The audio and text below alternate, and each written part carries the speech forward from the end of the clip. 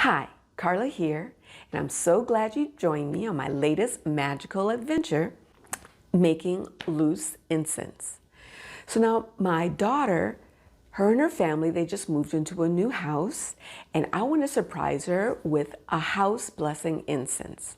So hang out with me for a while as I share what I've learned about making really awesome loose incense. We're gonna have fun.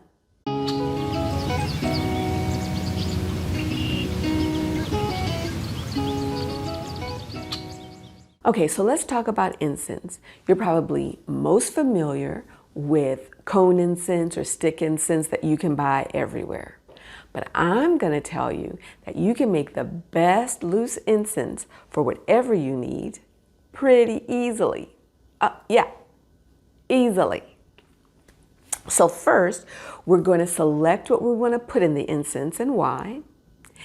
And next, we're going to mix it all together and put in our intentions. And finally, we're going to use it. And I'm going to show you 2 different ways for us to enjoy it. All right, let's get on with it. While I gather the things that I'm going to need, I want to tell you why I love incense so much. Did you know that throughout history, aromatic plants were believed to work in magical and metaphysical ways, while also having strong effects on the nervous system, mind, and emotions?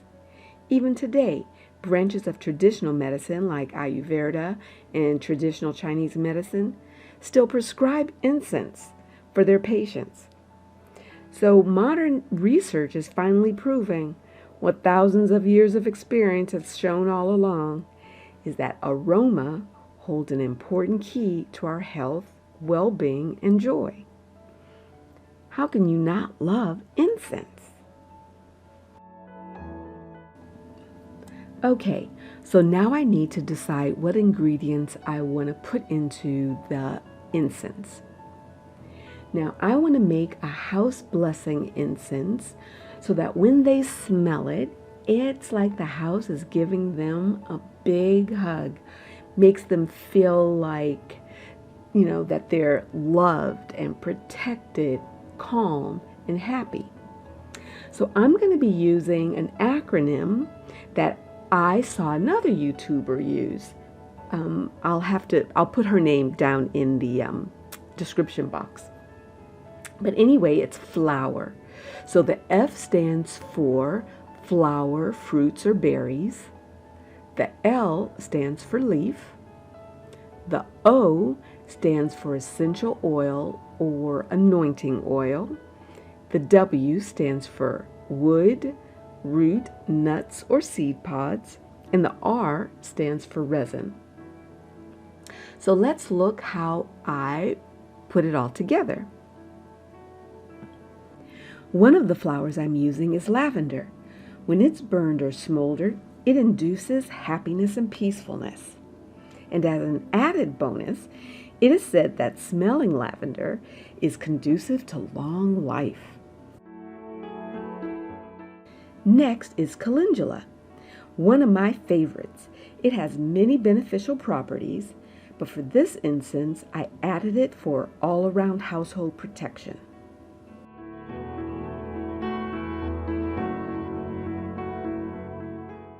And of course I added rose for its love and healing properties.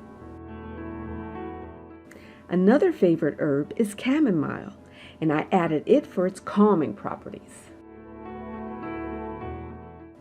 Now for the leaves. I chose lemon balm for its love, success, and healing properties. Cedar is great for abundance and healing. For the oil, I used geranium essential oil. Not only does it smell heavenly, it also promotes love and protection. For the wood, I chose cardamom for its passion. And when cinnamon is burned, it aids in healing, draws money, and puts out protective vibes. And finally, the resins I chose were white copal and dragon's blood for their love, purification, and protection properties.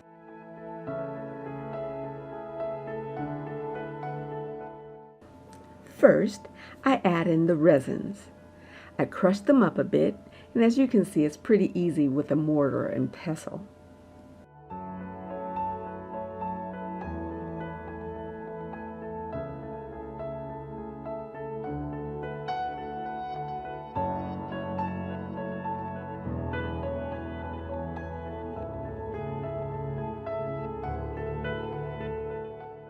Oh, and as you can see, I am checking my little incense recipe booklet that I made because it's important to keep track of your blends in case you want to make it again. And even though I'm not being exact with measurements, I'll know each ingredient that went in to make this house blessing incense. Next, I add the cinnamon bark. And since it's loose incense, I like it a little chunky.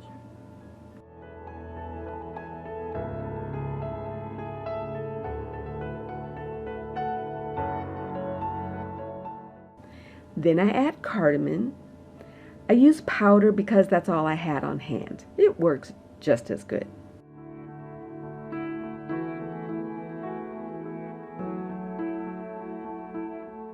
Now the cedar leaves.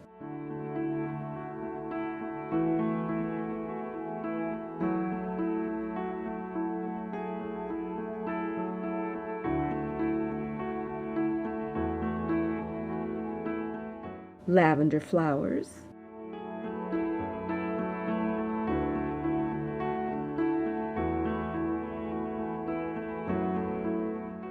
lemon balm, calendula, and now rosebud petals.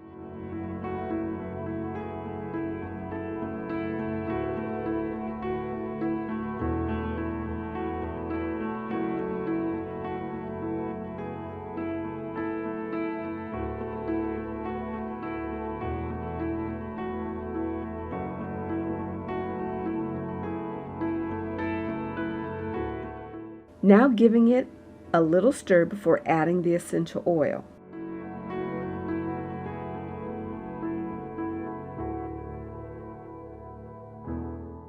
Oh my goodness, isn't this gorgeous? It makes me happy just looking at it.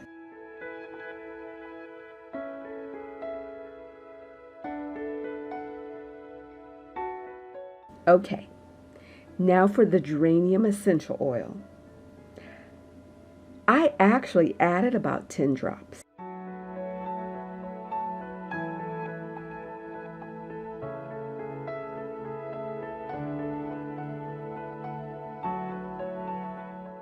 And finally, I added honey.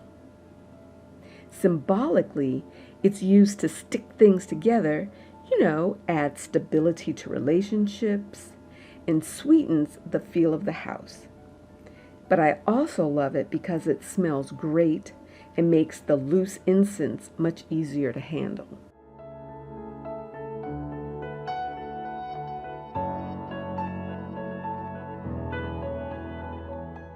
Now you want to put in a little honey at a time to get it to the right consistency. You don't want it too sticky.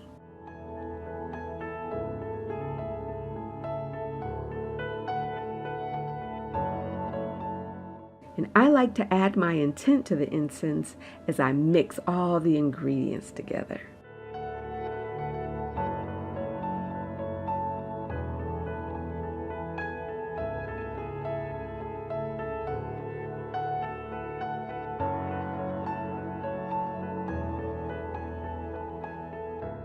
I am very happy with this.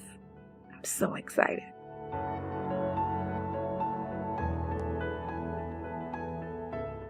To burn the loose incense, you'll need an incense burner that can handle burning charcoal. I use this mini cast iron pot because it's great for multiple purposes. Now I put a little black lava salt on the bottom, but you could use any salt or sand, whatever you have on hand.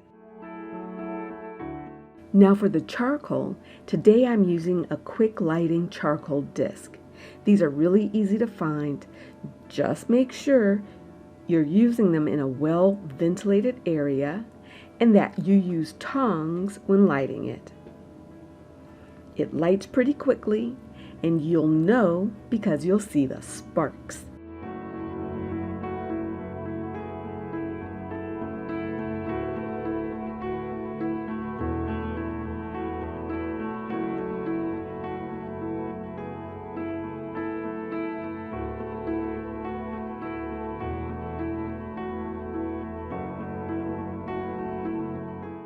Now, once it's going good, you just add the incense on top.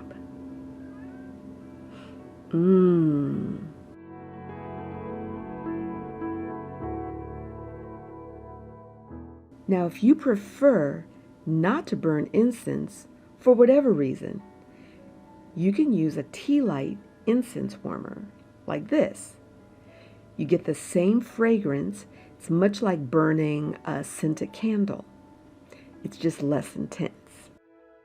Now, I use my mini cast iron like this, and it's perfect. But I wanted something a bit more decorative for my daughter's place. So, wandering through my local dollar store, I found these really cute candle holders. I bought 3 so she could spread them around the house. Then I found this screen, which is actually a sink drain screen. And it fits perfectly on top. Clever, right? Now this is important. You must line it with foil for easy cleanup. Otherwise, that melted resin will be awful trying to clean that off the screen. Then just fill and enjoy.